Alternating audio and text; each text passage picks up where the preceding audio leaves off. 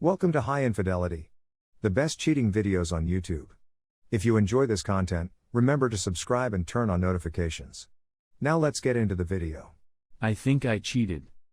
My ex-boyfriend and I have been attempting to reconcile. I told him the last time we spoke that I didn't want to be reattached if he couldn't understand all the ways he damaged me. He didn't read the texts the night I'm going to discuss. My buddy threw a housewarming celebration for her new residence that night. We kept it small, with only two of her buddies I'd only met once before. We all got incredibly drunk and euphoric as a result. At the end of the night, one person departed with just a drink, but the other guy was intoxicated, and I didn't want him driving drunk. I was also concerned that he might lose his license. In retrospect, I should not have cared. So I told him he either take a cab or sleep on one of the sofas while I slept on another. So I was resting on the floor watching a movie, trying to calm down, when he attempted to make a move on me. I instantly got up and moved, telling him that I was working on things with my ex. I began to drink more since it was assisting me in coming down from a high. Later on, he persisted in his efforts. I continued shouting no many times more, but then we were kissing, and I let it happen. We kissed for a while, and he stated he couldn't get hard because he was too inebriated. I told him I didn't want to and asked him to stop. He then informed me he was going to fetch a medication and would return. I told them not to bother coming back. In any case, he did. When I informed him we weren't going to have, he attempted to make me feel horrible since he had already taken the pill. But I told him I'd already told him I didn't want to do it. I slept off on the sofa and awoke to find him nude and stripping off my clothing. He then implanted himself into me for 3 to 4 minutes before I recognized what was going on and shoved him away. I was so taken aback that I don't recall what occurred afterwards. Just that he went to sleep, and I haven't been able to sleep well for days, makes me believe I cheated by allowing him to make out with me. I think I was pressured, and my repeated efforts to say no were disregarded, so I just gave in. But that's the issue, I caved. And since I let him do it, he became more forceful. I wish I had done more to advocate for myself. But I knew I'd cheated the moment I let him kiss me. Story 2. The long sad history of how I met the best person in my life and lost her. Please keep in mind that this is a lengthy and unpleasant narrative. I'm 39 years old and have been married twice. Both of those marriages were, to put it mildly, abysmal. I was young and foolish the first time, and I didn't know much about life. I'd moved to the United States, met a lady a few years my senior, and instantly fell in love with her since it was my first serious relationship. I realized I truly wanted to remain here, so I married her since I felt we were meant to be. I was probably 19 or 20 at the time, but I can't recall. She soon began verbally and emotionally abusing me, as well as sleeping with other men and women. All of her intentions for correctly filing the immigration papers were put on hold, and she eventually decided she didn't want to do it anymore. Finally, our roommate booted her out, and she vanished from my life. That was my first experience with a genuine relationship. There was a brief affair with a female around that time, but nothing came of it. I don't have anything awful to say about her, we simply lived too far apart for it to work. After a few years, I meet another lady via common acquaintances. I was lonely and plunged into the connection right away. I thought I loved her at first, but then she cheated on me. And continued to deceive. Over and over again. But since I was so dependent on her, I couldn't get out of the situation. Her mother eventually persuaded us into marrying, which was more worse than before. Never-ending verbal and emotional abuse, as well as her cheating on me with a slew of guys. To be honest, she wasn't really very gorgeous, I suppose she was simply easygoing and would attract guys that way. Those 7 years made me feel like I already had one foot in the grave. I felt as if I had lost all hope in life.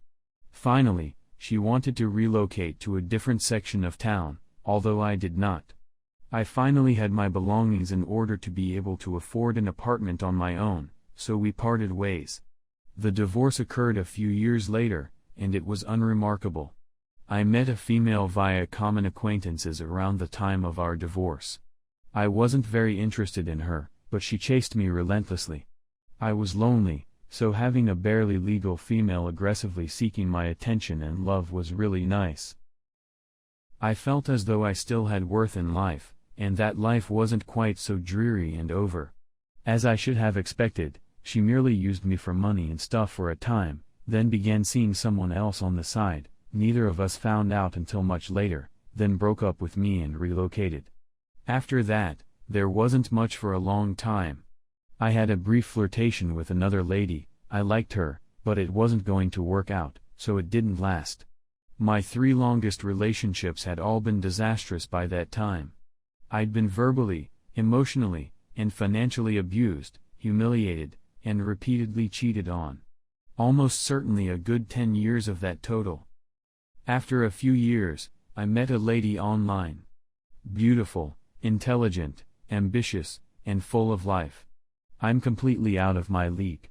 I had love at first sight the first time we met in person, something I had never experienced before. More than that, as I watched her stroll down the hotel corridor, I thought to myself, I want her to be my wife. I know it's odd, coming from 2 failed marriages, but I finally met someone I wanted to marry because of her, not because I had to or was forced to. This time, it would be out of pure love and a desire to have a family. We were together for almost 5 years. There was always a reason why we hadn't married yet. I was afraid, I didn't have the money, I needed to complete my graduate degree. But that never came to pass. She was the nicest, kindest, most gorgeous lady I'd ever met. Nobody had ever treated me so kindly before. She worked part-time, cooked, cleaned, and did the whole ideal housewife thing. I didn't care for any of it. What exactly did I do? I pushed her aside. I denied her love, attention, approval, and everything else she required. Her spirits were absolutely destroyed by me. Not because there was anything wrong with her, rather, I was so messed up from all the past destructive relationships that I believe I wrecked it. After all, someone was meant to be suffering, and it wasn't me this time, so I mistreated her irresponsibly. I annihilated the most beautiful angel that had ever graced my life. On top of that, I ended up committing online adultery, which began with porn, which was okay, and progressed to sharing photos and videos with women online. I'm not sure how I didn't see I was cheating right away, but I knew it was bad. She suffered a mental breakdown when she discovered the infidelity after 3.5 years of negligent care. She had absolutely lost her mind. And who can blame her? Here was a guy she adored, from whom all she wanted was affection, and he'd robbed her of it for 3.5 years while also cheating on her. Her trust in mankind was entirely broken as a result of this. She was unable to depart due to financial constraints. She was trapped living with me, the jerk who had treated her so badly. Only then did I understand how awful things had gone, and I attempted to atone for my transgressions. But she was so sad and distraught that nothing could heal her. A few months later, we had a late-night dispute over my phone, with her believing I'm cheating on her again. We trip as we scramble for the phone. I catch myself on the edge of a desk, and she falls heavily and strikes her head. She had a severe concussion and totally lost control of her rage.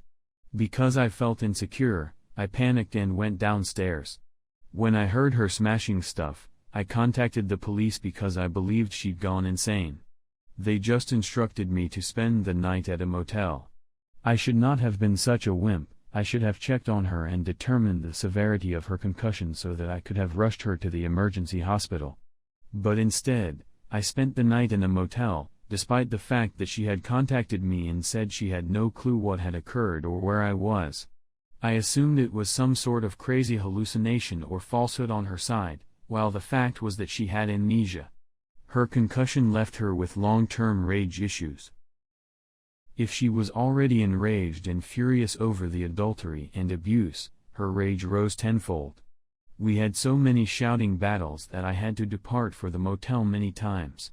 But we were stuck in that scenario for over a year and a half, with her feeling imprisoned and me trying to do whatever I could to make up for hurting her and get her to calm down. We got into another large late-night argument in early January, and I believe we both lost our wits. Not violent, just out of control rage and ranting. I had to return to the motel.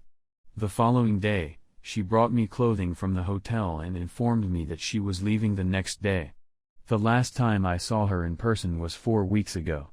We communicated occasionally after she left and were doing really well for a time, even talking about renting a house near to her hometown together. Then, on Wednesday night, while narrating a tale, I said something unwittingly insensitive, and she became enraged. After hours of rage, she told me she was breaking up with me.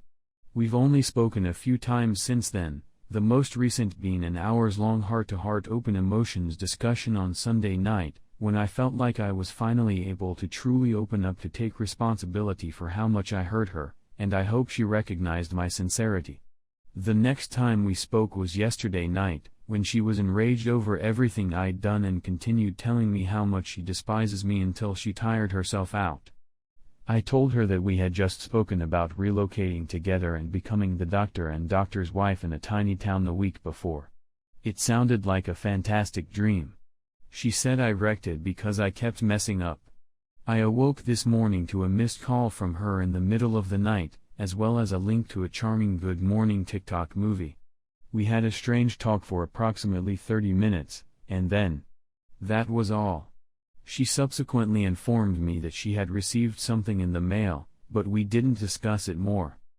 I still adore her, and I've longed and prayed that I could somehow stop screwing up and receive a second shot with her. None of my previous breakups had affected me as much, perhaps because I was relieved to be free of them. This time, it has completely torn my heart out. I've only put in a few hours of work in the past several weeks since I can't concentrate. I'm surprised they haven't noticed. So there you have it, the lengthy, ugly narrative of how, after 3 violent relationships, I wrecked a relationship with the one person who actually loved me and treated me properly. She was like a Disney princess. I'm not exaggerating when I say she was stunning, and she loved to sing, dance, and play with the animals. I had the potential to make a real-life princess my bride, but I squandered it all and deeply wounded her. It wasn't until I started counseling and antidepressants, as well as reading books on trauma that my therapist recommended, that I realized how profoundly I had harmed her. I have vivid recollections of occasions when she tried to be lovely and wanted to be loved, and I pushed her away. I sobbed a lot after learning how much anguish I'd given her. My only dream is that I could still make apologies, give her the ring, family, and how she desired, and spend the rest of my life demonstrating how much she means to me and how valuable she is. But I damaged it by turning into a monster. I despise myself for being that, and I despise myself much more for causing her so much pain. She was my guardian angel. I wish I could hear her sing joyous tunes to our pets once again. This is my worst regret, and I believe I will regret it for the rest of my life. Thank you for reading all the way to the end. And if anybody wants to remark, criticize, or otherwise express themselves, please do so. This weighs so heavy on my heart that I'm not sure how I go through the day.